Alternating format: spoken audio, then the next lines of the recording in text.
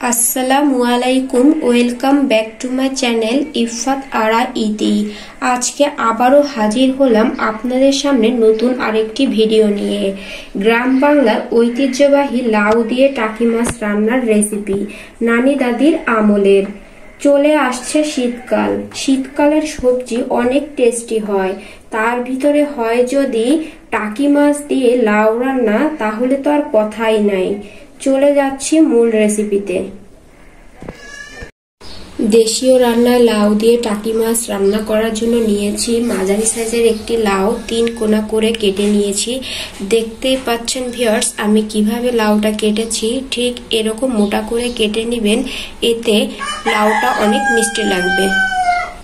নিয়েছি 1 cup tomato, 1 teaspoon আদা বাটা, half cup পেঁয়াজ ও কাঁচামরিচ কুচি, স্বাদ মতো লবণ, 1/4 কাপ পেঁয়াজ, আদা, রসুন, জিরা, শুকনো মরিচ ও কাঁচামরিচ বাটা। নিয়েছি টাকি মাছ। দেখতে পাচ্ছেন ভিউয়ার্স, আমি কোন সাইজের টাকি মাছ নিয়েছি। টাকি মাছগুলো আমি ভালোভাবে পরিষ্কার করে নিয়েছি। দেখতেই পাচ্ছেন কতটা ধবধবে সাদা হয়েছে। আপনারাও ঠিক এভাবে পরিষ্কার করে নেবেন। আমি এখন টাকি মাছগুলো কেটে নিব। এরকম বড় করে রাখলে রান্নাটা ভালো লাগে না, তার জন্য আমি ছোট করে টুকরো করে কেটে নেব। দেখতেই পাচ্ছেন ভিউয়ার্স, আমি টাকি মাছগুলো কেটে নিয়েছি ঠিক এরকম সাইজের। আপনারা আপনাদের পছন্দ মতন কেটে নেবেন। এখন আমি রান্না করতে চলে যাচ্ছি। চুলায় একটি কড়াই বসিয়ে দিলাম। কড়াইটা এখন ভালোভাবে গরম করে নেব। দেখতেই পাচ্ছেন ভিউয়ার্স, কড়াইটা গরম হয়ে গিয়েছে। এখন অ্যাড করব পরিমাণ মতন সাদা তেল, পেঁয়াজ ও কাঁচামরিচ কুচি হাফ কাপ, পেঁয়াজ, রসুন, শুকনো মরিচ, কাঁচামরিচ ও জিরা বাটা 1/4 কাপ। চেষ্টা করবেন এখানে বাটা মশলাটা ইউজ করার, কারণ বাটা মশলাটা ইউজ করার ফলে আপনার তরকারি ঝোলটা ঘন হবে ও খেতেও স্বাদ বেড়ে যাবে। বাটা মশলাটা আমি ভালোভাবে ভেজে নেব, যাতে কোনো কাঁচা গন্ধ না থাকে। 1 টিস্পুন আদা বাটা, স্বাদ মতো লবণ, হাফ চা চামচ হলুদের গুঁড়া। মশলা যাতে পুড়ে না যায় তার জন্য অ্যাড করব সামান্য পরিমাণ পানি। আবারও মশলাগুলো একসাথে ভালোভাবে কষিয়ে নিব। এমনভাবে কষাতে হবে যাতে মশলাটা পুড়ে না যায়। যদি মশলাটা পুড়ে যায় তবে তরকারির স্বাদটা নষ্ট হয়ে যায়। দেখতে পাচ্ছেন মশলাটা আমার ভালোভাবে কষানো হয়ে গিয়েছে। এখন অ্যাড করব আগে থেকে কেটে রাখা টাকি মাছ। টাকি মাছটা আমি গরম পানি দিয়ে ভালোভাবে ধুয়ে নিয়েছি। আপনারাও চেষ্টা করবেন গরম পানি দিয়ে মাছটা ধুয়ে নেওয়ার, এতে কোনো গন্ধ থাকে না। অ্যাড করব সামান্য পরিমাণ পানি। এখন মাছগুলো ভালোভাবে কষিয়ে নেব, যাতে মাছটা 50% সিদ্ধ হয়ে যায়। দেখতে পাচ্ছেন ভিউয়ার্স, মাছগুলো ভালোভাবে কষানো হয়ে গিয়েছে। এখন মাছগুলো তুলে নেব। এখন অ্যাড করব আগে থেকে কেটে রাখা লাউ। এখন লাউগুলো ভালোভাবে কষিয়ে নেব। এ সময় চুলার আঁচটা অবশ্যই হাইতে রাখতে হবে। মনে রাখবেন, লাউ রান্না করার সময় চুলার আঁচটা সবসময় হাইতে রাখতে হবে। ঢাকনা দিয়ে ঢেকে রাখবো। ঢাকনাটা তুলে নেব। এখন লাউটা নাড়িয়ে নেব।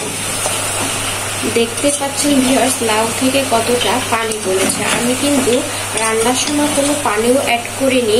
আবার আমি কিন্তু লাউটা না ধুয়ে রান্না করেছি। লাউটা আগে উপর থেকে ভালোভাবে পরিষ্কার করে তারপর লাউটা কেটে নিব। এতে করে ধোয়ার কোনো প্রয়োজন নেই। এতে করে লাউটাও খেতে স্বাদ লাগে ও মিষ্টি লাগে।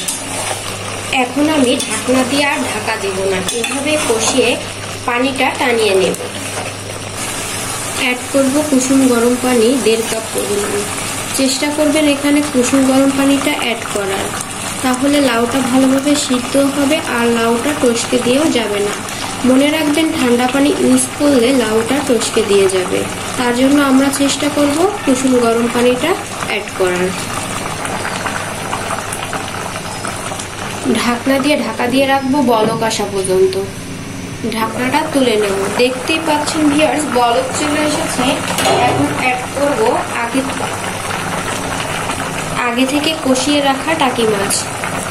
সুন্দর করে টাকি মাছগুলো এভাবে সাজিয়ে দিব।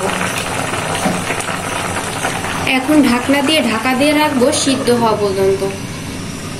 এখন আমি ঢাকনাটা তুলে নেব। দেখতে পাচ্ছেন ভিউয়ার্স লাউটা ভালোভাবে সিদ্ধ হয়ে গিয়েছে। এখন অ্যাড করব আগে থেকে কেটে রাখা টমেটো, 1 কাপ পরিমাণ। টমেটোগুলো আমি সুন্দরভাবে এভাবে সাজিয়ে দিব, একটু নাড়িয়ে নেব। আবারও ঢাকনা দিয়ে ঢেকে রাখবো 2 থেকে 3 মিনিটের জন্য, তারপর চুলাটা অফ করে দিব। এখন চুলাটা অফ করে দেব, কিছু সময়ের জন্য দমে রেখে আপনাদেরকে সার্ভ করে দেখিয়ে দেব। ভিউয়ার্স দেখতেই পাচ্ছেন আমার লাউর তরকারিটা সুন্দরভাবে হয়ে গিয়েছে। ভিউয়ার্স আমার এই রেসিপিটি ভালো লাগলে অবশ্যই একটি লাইক দিবেন, আর বেশি ভালো লাগলে ফ্যামিলি আর ফ্রেন্ডসের ভিতর শেয়ার করে দিবেন। আর যারা আমার চ্যানেলটাকে এখনো সাবস্ক্রাইব করে আমার সাথে আছেন তাদেরকে অসংখ্য ধন্যবাদ। আপনারা সুন্দর সুন্দর কমেন্ট করে আমাকে উৎসাহ করবেন। আজকের ভিডিওটা দেখে আপনাদের কাছে কেমন লেগেছে কমেন্টের মাধ্যমে জানাবেন। যারা আমার চ্যানেলটাকে এখনো সাবস্ক্রাইব করেননি, ভিডিও দেখতে দেখতে আমার চ্যানেলটাকে সাবস্ক্রাইব করুন আর পাশে থাকা বেল আইকনে ক্লিক করুন, যাতে আমার ভিডিও আপলোড করার সাথে সাথে আপনি সবার প্রথমে দেখতে পারেন। আল্লাহ হাফেজ।